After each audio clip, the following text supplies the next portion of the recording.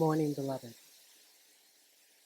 Let's take this moment to journey within to that secret, beautiful, and special place that is the very center of our being. We take this opportunity to lay aside anything in the physical world, knowing that it will be here when we return. And as we journey within this morning, we take with us a true truth. Today's truth is, I am a beautiful divine expression. And in knowing that the divine expresses in this world, not just through but expresses as us, sometimes in our lives, we may be the only presence and activity of God or good that some may experience. And the beauty of that, it sounds like a great, enormous task, but the reality is that we are enough because we know that we are a beautiful divine expression that lies in love and grace, peace and goodness, across the plane that we know as earth, and moves as us, with us, and because of us. Yet the secret truth is that it lives within us.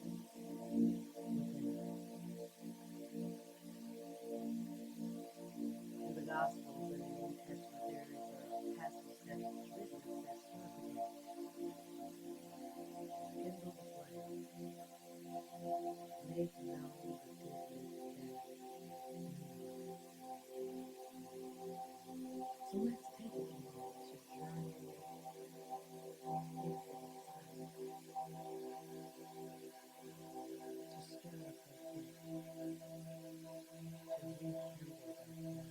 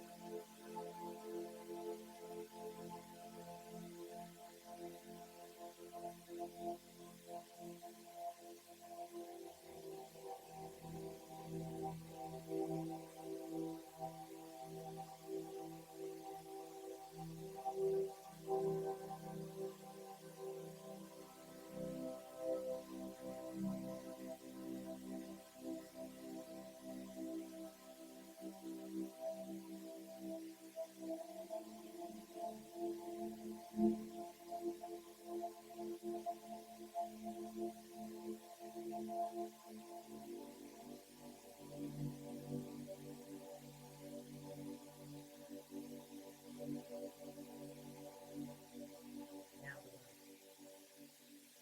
I invite you to make your way back to this place, back to the physical representation of the universe holding us before you. Coming back to this moment,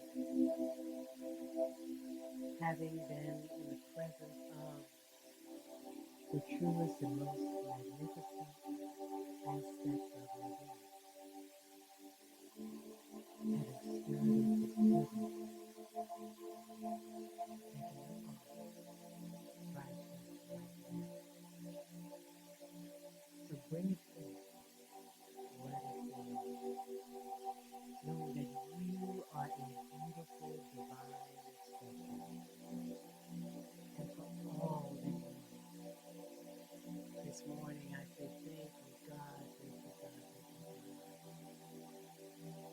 And I release these words, Lord, that they will only ever return to us, full of purpose, love, and joy, that they will be heaped up, pressed down, shaken together, and running over.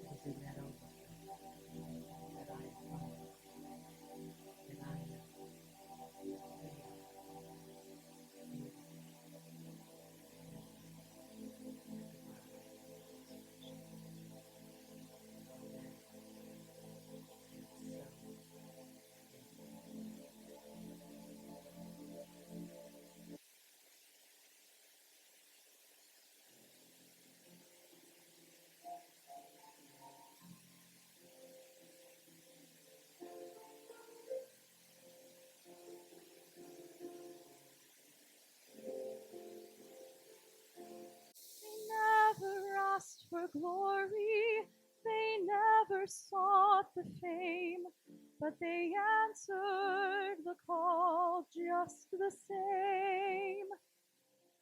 Showing courage beyond duty with noble, valiant hearts, the flame of freedom shining in the dark. Because of the brave, our flag still flies high, declaring the truth that freedom is still alive. For all the blood spilled and the sacrifice made, we are the land of the free because of the brave.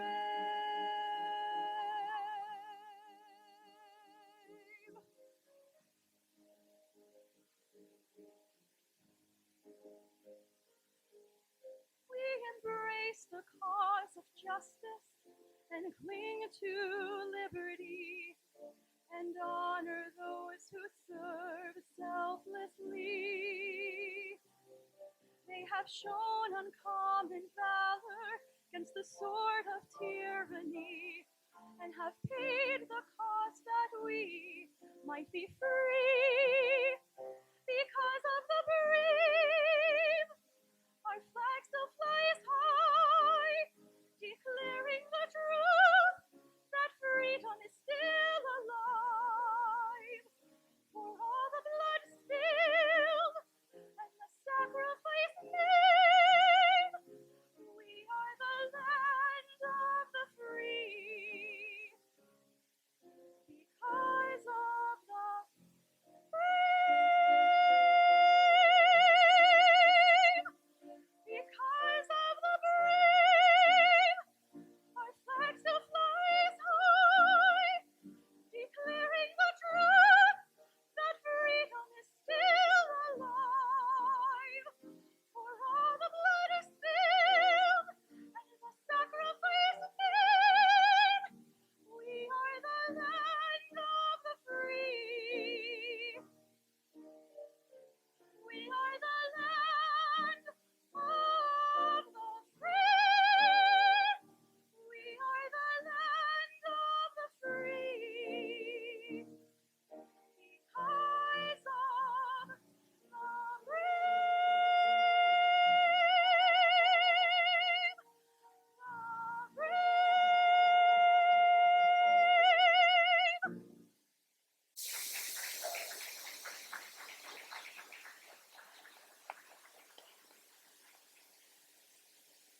Chelsea and Sean, if I could just wake up to that every morning, that would be amazing. So, good morning. Y'all don't sound like it's a good morning. Let's try it again. Good morning. That's what I'm talking about. My name is Reverend Kathy Beasley, and it is my absolute joy and honor to be with you all today. I want to thank you again for the loving invitation extended to myself and my traveling companion, and also the boss of me, my dog Shanti, to come and be with you all on such a beautiful day. For all of those who dedicate in great and small ways to help make our time together a blessing, I say thank you, thank you, thank you. I so appreciate you. So this morning, I want to share with you an idea about gratitude in action. And as I was sitting and listening to Sean and Kelsey, I was reminded of a song I heard many years ago in one of our unity communities that said, "What would you do if you were brave?" It begs the question, what would you do if you knew that you could not fail? Couldn't get it wrong, can't mess it up, can't break it. It's not IKEA furniture, so the instructions should be fairly simple. And I want to tell you about an idea that happened to me literally while hanging out in the Starbucks with some of my ministerial friends. And this is what happens when you give the ministers caffeine and pastries. We were talking about all the things that that happen in our lives, in the lives of our community, in the lives of the world, and figuring out ultimately what could we do to help make life a little more bearable, a little lighter for people if we could, knowing that whatever it is we do, we couldn't fail. And because I am one who never walks away from a dare, I took on this idea of 100 acts of gratitude, doing 100 things, not for the good of myself, but for the good of whomever path that I cross. And before I knew it, who knew that this could wind up being fun? And who knew that you could lose count somewhere in the process of doing this? So this morning, I share with you this and I issue to you a challenge to do one thing. Start with one. One is easy. To do one thing for someone else. Now, I grew up in the South. I've shared with you all before that I hail from Shreveport, Louisiana. I'm the child of a single mother and the youngest of four children. In our home, please and thank you and excuse me were magic words. And because my family is who they are, they pause and wait for it to happen. That pause is always that moment of, did you forget? And so, this idea that we are right here on the front porch of Thanksgiving, this time where we have an opportunity to count our blessings, to look upon our lives for all the good, and to just find those simple words of expression, thank you. So, in doing this 100 acts of things in our lives, I decided that last Christmas, now, did it get cold down here last year in December? Y'all don't know what I'm talking about, right? Okay. It's okay. I still love you. But in North Florida, it got a little bit cold. And it was kind of cool because I got to wear my flannel shirt and my jacket on the same day. So that was kind of cool. In doing this 100 things, this is actually the second year of doing this. But last Christmas Eve, early that morning, I woke up with the idea that I would bake cookies for the neighbors on my street because it's cold.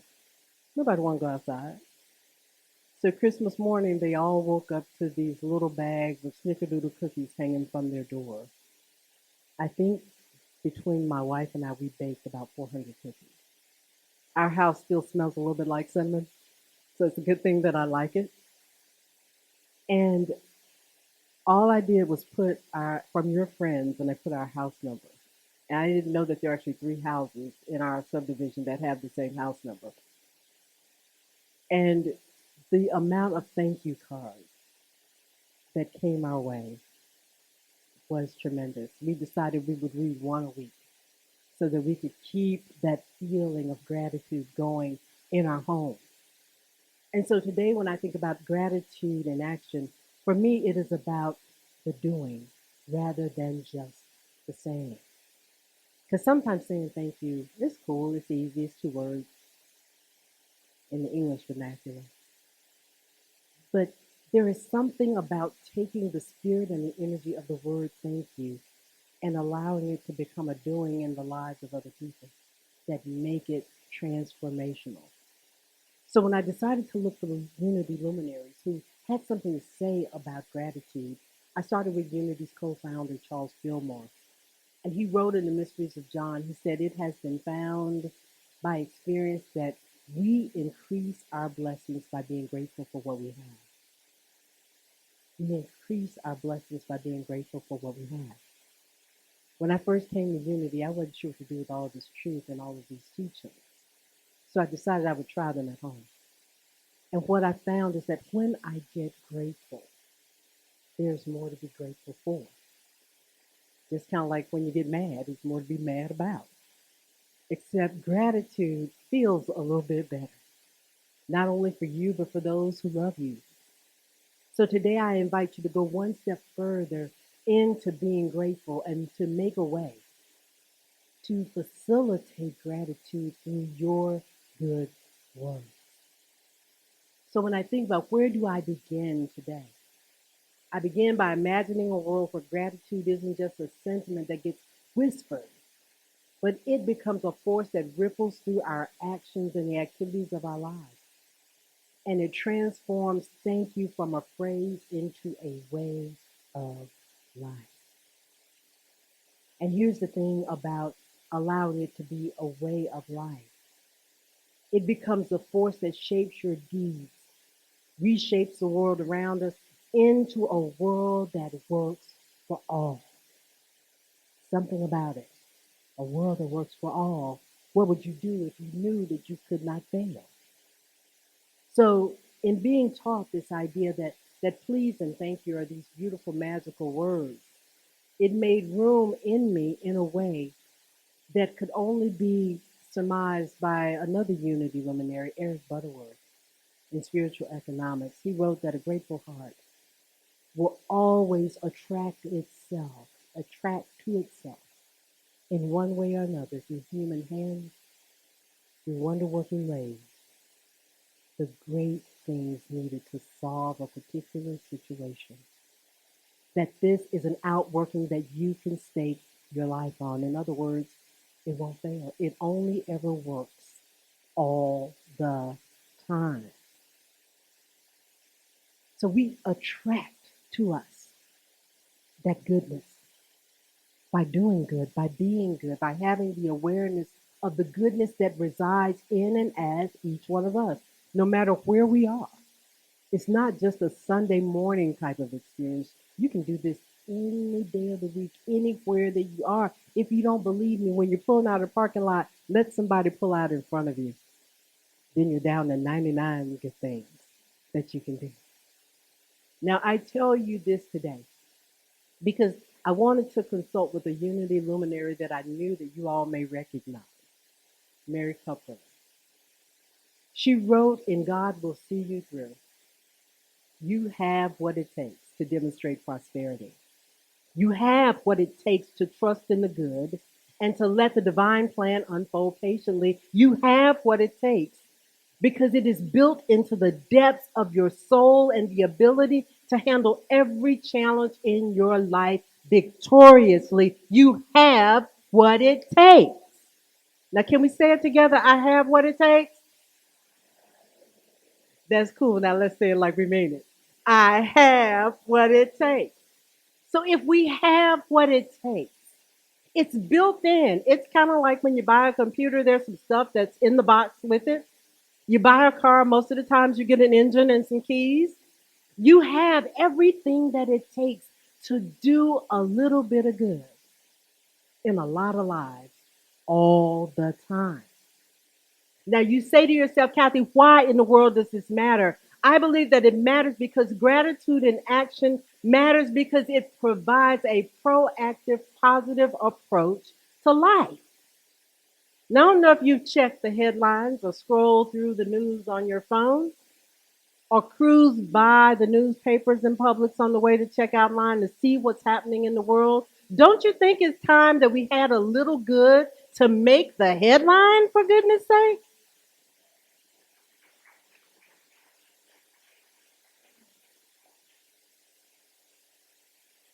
Don't you think that it's time that we have something good to say? First to ourselves and then to each other, rather than, did you see what happened over there? I always get tickled in our neighborhood because where two or three gather together, there's some shenanigans going on.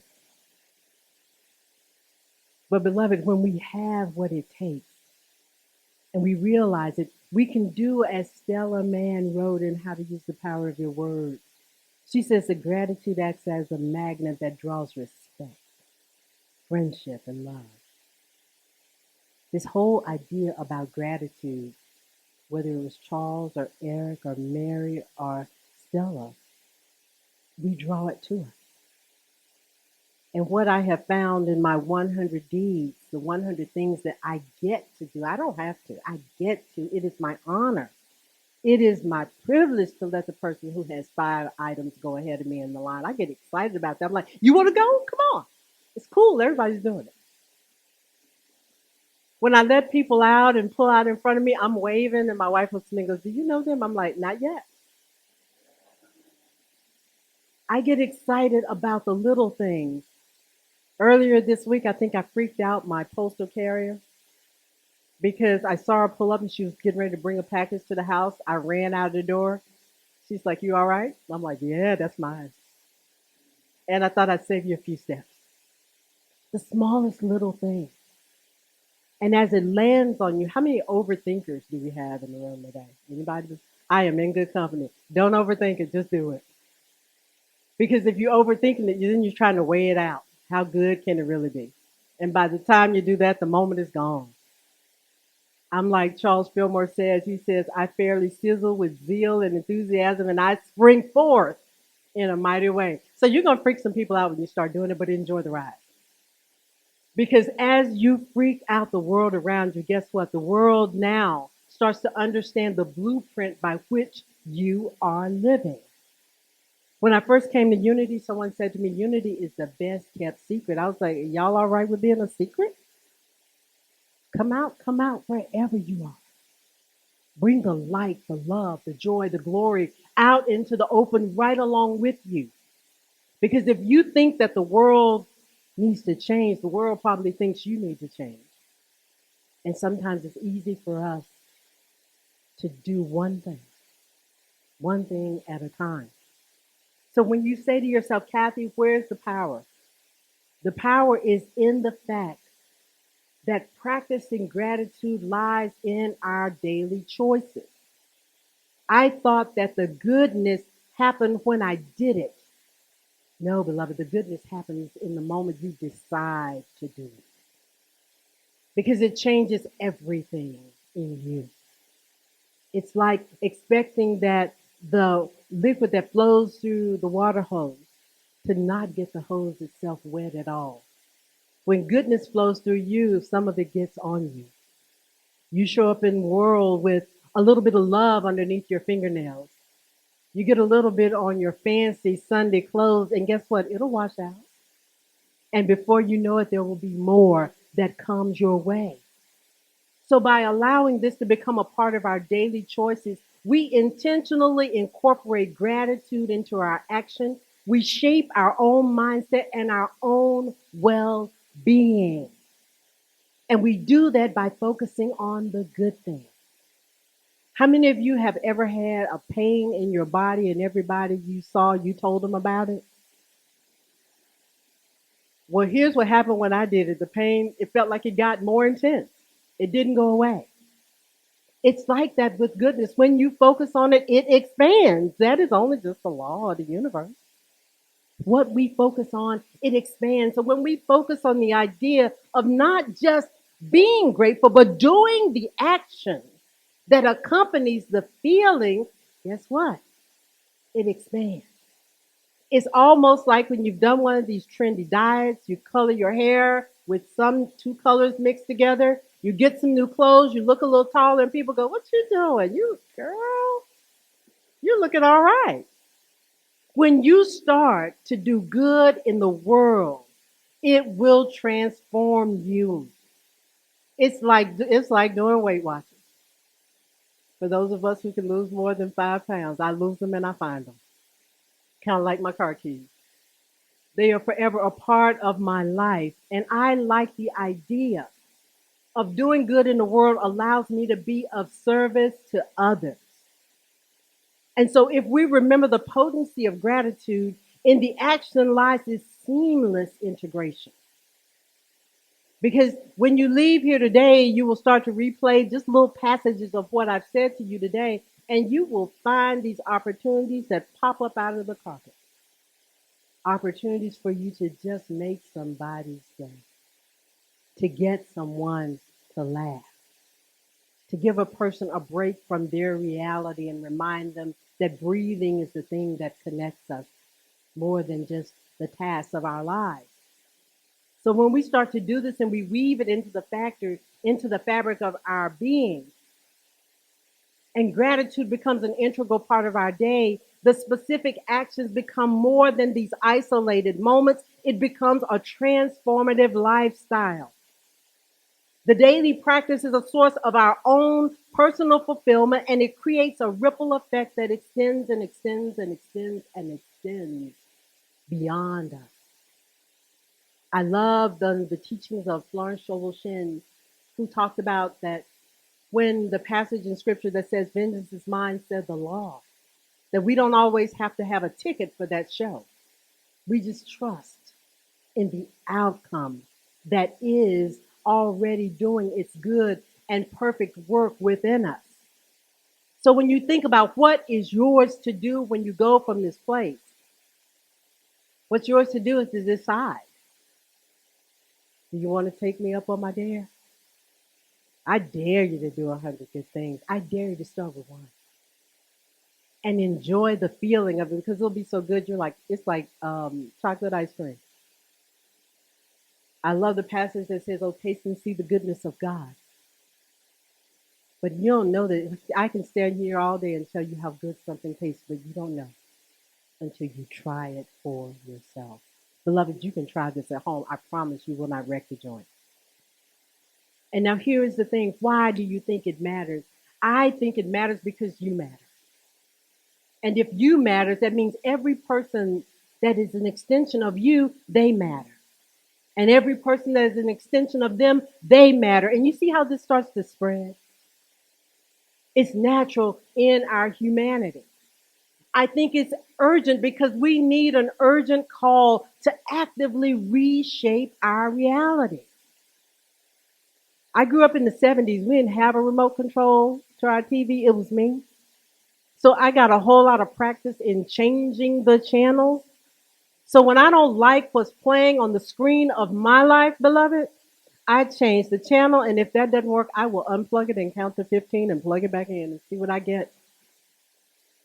I don't mind spinning that wheel because only good comes to me. The psalmist wrote that I will withhold no good thing, said the Lord. No good thing. If it's good, it's yours. And it is right there before you. It matters because it empowers us to be agents of transformation. We create the ripple effect. We become the pond and the stone that's dropped that creates the expansion. It's always been you. Nobody but you. So when I think of all of this and I put it all together, I can see us weaving gratitude into the fabric of our days and remember that we are not just adopting a mindset. We are becoming the change that our soul seeks to know, to see, and to experience. Gratitude is not this quiet virtue. It is the power to reshape reality and it extends beyond ourselves. So let your every expression of thanks be a declaration of your commitment to a world that is transformed one act of kindness, one thankful moment at a time. All you need is one. All you need is one. So, Unity of Delray, I say to you today that let your life be a testament to the extraordinary impact of having a grateful heart. Together, we don't just embrace gratitude, we become the architects of crafting a world where kindness and appreciation, it redefines the way that we live and we connect to each other. It's not just about me. It's not just about you. It's about all of us. Down south, we say it's about all y'all. And all y'all includes everyone. Nothing and no one is broken or left out. All of us, all the time. It reframes who we know ourselves to be. You could not have told me that I would be willing to bake a couple of hundred cookies for free. Not even. This year, I'm going to see if I can break my record and expand out to the street that's next door to find some good thing that I can do. I have washed my neighbors' cars while they are out of town using my water. because I wanted to see just how long a 50-foot hose would reach. It's the simplest thing. Bringing a person's trash can back up to the house. Just waving and saying good morning. Most of the people in our neighborhood have these Ring doorbells with a camera. Rather than doing the TikTok challenges, I'll just go ring the doorbell. Good morning, and walk away. And I get tickled before I get to the sidewalk because I was like, I bet nobody thought I was going to do that.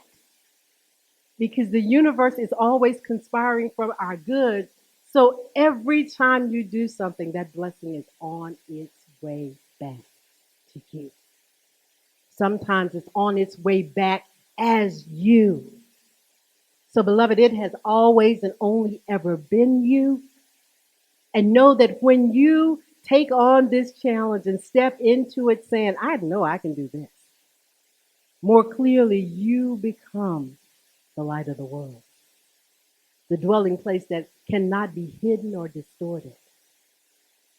Beloved, you become the power, the principle, and the practice of gratitude that is greater than any one season. You see, I believe that we are the expression of the divine for a time such as this. You were made for this. You were made for gratitude, and you cannot fail. So I dare you to start with one thing. And then when people ask you what you're doing, tell them your story and dare them to start with one thing. My one thing for today was saying yes to being here with you all today and to tell you my crazy story of what happens when you give a minister caffeine and pastries. We make stuff up, but it makes the world a better place. So Unity of Delray Beach, know that I love you. It ain't nothing you can do about that.